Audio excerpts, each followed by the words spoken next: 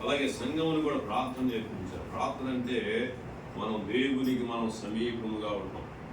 మనం ఎంత దేవునికి సమీపముగా ఉంటామో దేవుడు కూడా మనం అంతగా సమీపంగా ఉంటారు.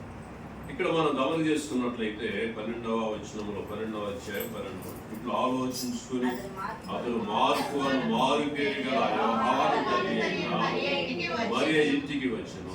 అక్కడ అనేకులు కూడి ప్రార్థన చేయుచున్నది. ఎవరింటికి వెళ్ళారండి వీళ్ళు? మరియ ఇంటికి వెళ్ళారు.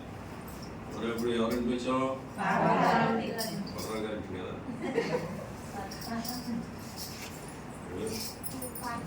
గారికి వచ్చావా? ప్రార్థన గారికి వచ్చావా?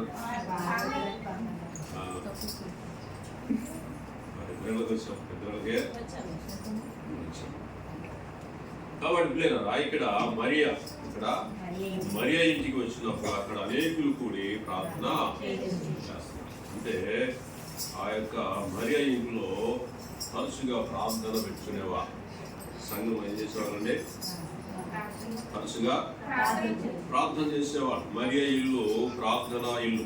మరియా ఇల్లు ప్రార్థనా ఇల్లు. అందుకని అక్కడ కూడి అనేకులు కూడా ఏం చేస్తున్నారు? ప్రార్థన చేస్తా ఉన్నారు. ఆసక్తిగా ప్రార్థన చేస్తున్నారు. ఎవరు సమస్యలో ఉన్నారో, ఎవరు బాధలో ఉన్నారో, ఎవరు కష్టంలో ఉన్నారో, ఎవరో వేదనలో ఉన్నారో వారి కోసం ఏం చేస్తున్నారు? వీళ్ళందరూ కూర్చొని ప్రార్థన చేస్తున్నారు. మంచిది. మరి మన సంఘంలో కూడా చాలా మంది ప్రతి గృహంలో కూడా ప్రార్థన పెట్టుకోవడానికి ప్రభు సహాయము చేశారు. చెప్పుడు కూడా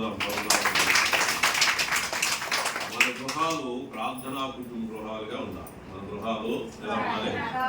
ప్రార్థనా గృహాలుగా ఉండాలి. అది మంచిది. అది మనకి మంచిది.